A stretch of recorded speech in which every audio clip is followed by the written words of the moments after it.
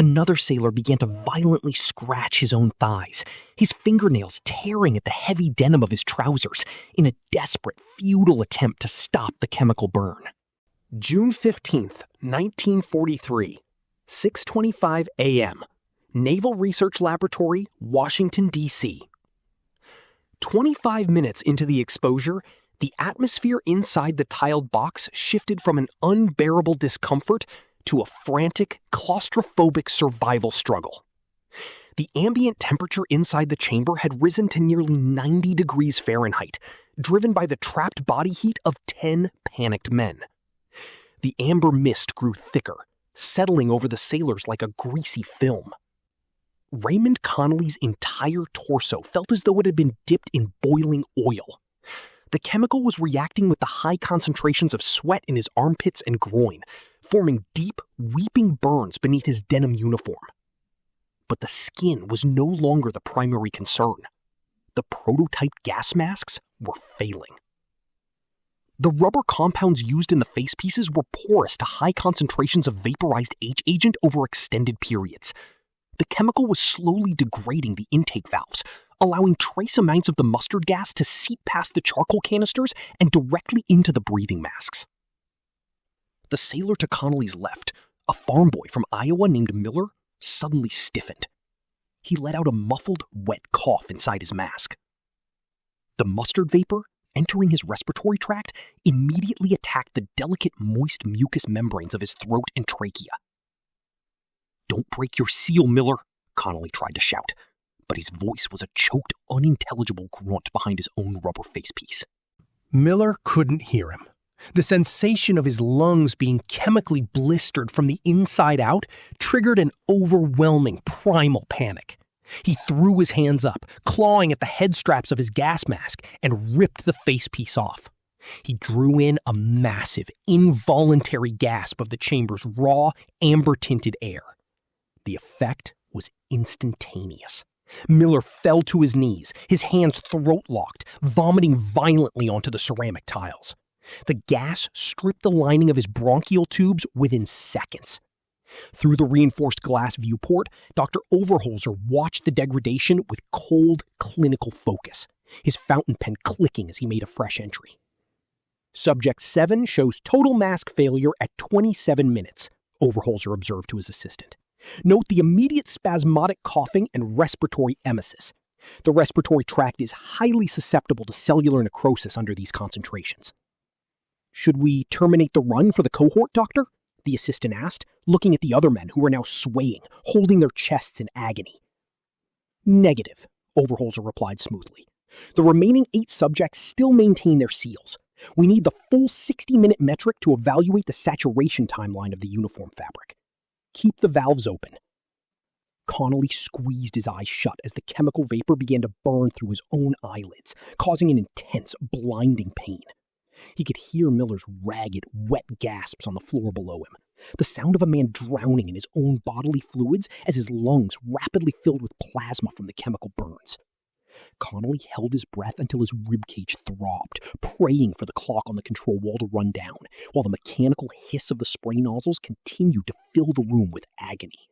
June 15th, 1943, 7:05 a.m., Naval Research Laboratory, Washington, D.C. When the 60-minute timer finally chimed in the observation corridor, the copper nozzles fell silent, but the air remained choked with the thick, garlic-scented mist. The exhaust fans were engaged, creating a deafening, metallic roar as they sucked the amber vapor out through the roof vents. The steel marine wheel turned, and the heavy door was swung open by orderlies wearing full-body rubber suits and heavy oxygen respirators. Raymond Connolly stumbled out into the blinding light of the hallway, his boots slick with the fluid that had pooled inside the chamber. He was completely blind. The trace vapors that had leaked into his mask had reacted with the moisture of his eyes, chemically burning his corneas and swelling his eyelids into raw, closed slits. He felt rough hands grab his shoulders, guiding him down the corridor toward the decontamination showers. "Strip 'em!" a voice shouted. "Get those clothes off before the fabric drives the chemical deeper." The sailors were pushed under rows of cold water nozzles, As Connolly frantically scrubbed at his skin with a coarse industrial soap, his flesh began to slough off in his hands. The skin of his chest, armpits, and groin had been cooked by the gas, turning into a gray necrotic mush that peeled away under the water pressure, exposing the raw, bleeding dermis beneath. The air in the shower room was filled with the sounds of weeping, agonizing screams, and the persistent hacking coughs of young men whose lungs were already beginning to scar. Once washed, the men were not taken to a hospital. They were marched to a secure, isolated medical ward within the research complex. Dr. Overholzer walked through the rows of cots, examining the damage with a magnifying glass. He stopped at Connolly's bedside. Connolly lay face up, his eyes covered with grease-stained gauze, his breathing a rattling, whistling struggle. Huge, dark purple blisters, some the size of dinner plates, covered his entire torso. Subject 14 shows extensive second-degree vesication across 60% of the body, Overholzer dictated to his secretary. Severe chemical conjunctivitis with temporary loss of vision. Respiratory tract compromised, but vital signs remain stable. Apply the experimental sulfur-binding ointment to the left quadrant only. The right quadrant will remain untreated to serve as our control group. "Am I going to die, Doc?" Connolly rasped, his voice a dry, metallic whisper. His throat felt as though it were lined with broken glass. "You'll survive, son," Overholzer said, tapping the edge of Connolly's clipboard against the iron bed frame. "You're a tough farm boy. Just let the medicine do its work. You've done a great service for the United States Navy today." He moved to the next cot, where Miller, the boy who had ripped his mask off, lay strapped to the frame, coughing up thick, bloody plugs of his own bronchial lining into a steel basin. There were no pain medications administered, no morphine to dull the fire burning across their skin. To give them traditional treatment would be to alter the purity of the chemical data. They were test tubes with heartbeats, kept alive only to document how long it took a human body to decay under the weight of an Allied secret weapon. October 12th, 1943, 10 a.m., Edgewood Arsenal, Maryland. 4 months after his confinement in the chamber matrix, Raymond Connolly sat on the edge of an examination table in a secure wing of the Edgewood testing grounds. The raw, bleeding sores on his chest and arms had finally closed, replaced by a thick, shiny matrix of keloid scars, deep purple and white ridges of tissue that felt permanently tight and restricted his ability to fully raise his left arm. His vision had partially returned, though his eyes remained perpetually bloodshot, sensitive to light, and prone to sudden weeping spells due to chronic inflammation of the conjunctiva. Dr. Overholzer stood before an X-ray lightbox, sliding a film of Connolly's thoracic cavity into the metal clips. The image showed a diffuse, spiderweb-like clouding across both lung fields, extensive pulmonary fibrosis. "The acute phase has resolved into a predictable chronic pattern," Overholzer observed, pointing a silver pen at the scarred tissue on the film. "The alveolar walls have undergone permanent structural thickening. The oxygen exchange capacity is permanently halved." He turned back to Connolly, who was gripping the edge of the table, his shoulders hunched as he struggled to draw a deep, uninhibited breath. A dry, hacking cough shook his frame every few minutes, a persistent, non-productive reflex that had not left him since that June morning in Washington. "You're being discharged from active duty, Connolly," Overholzer said, sliding the medical file into a secure drawer labeled Project H6, Non-Classified Class 4 Dispositions. "The Navy is processing a medical separation. You will receive a standard disability pension, but your records will read acute respiratory infection contracted during routine training. The word mustard is never to appear on any civilian form." Connolly looked at his scarred hands, his voice thin and raspy.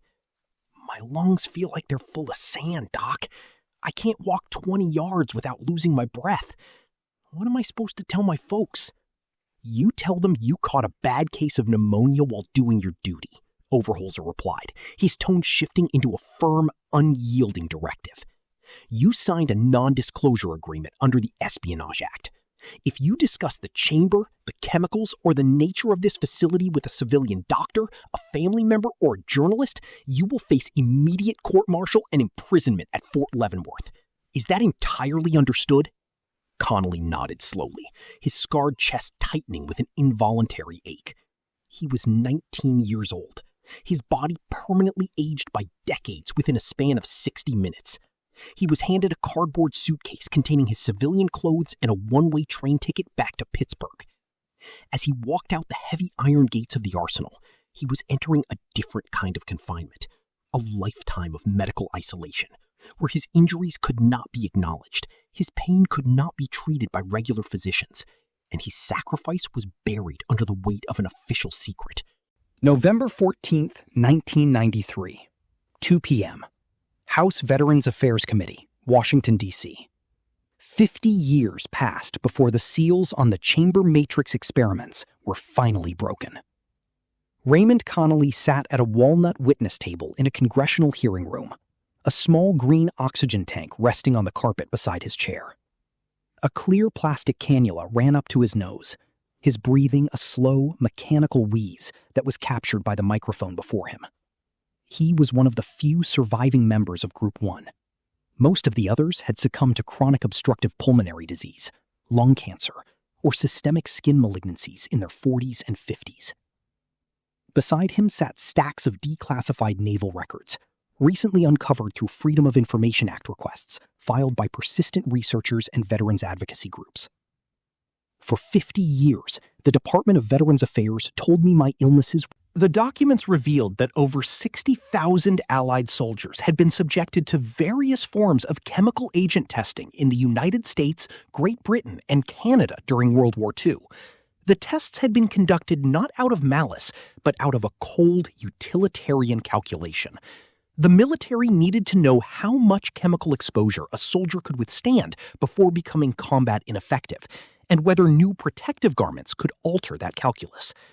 The hearing led to a formal restructuring of the Department of Veterans Affairs policy, eventually granting priority medical care and long overdue compensation to the surviving experimental subjects.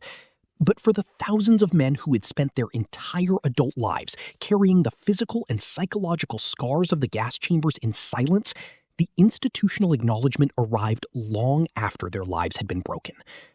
The legacy of the Allied mustard gas trials remains a stark chapter in the history of military science, a reminder of an era when the boundaries of human experimentation were blurred by the existential pressures of global warfare, and where the very citizens who volunteered to defend their nations were transformed into anonymous data points in the ledger of chemical destruction.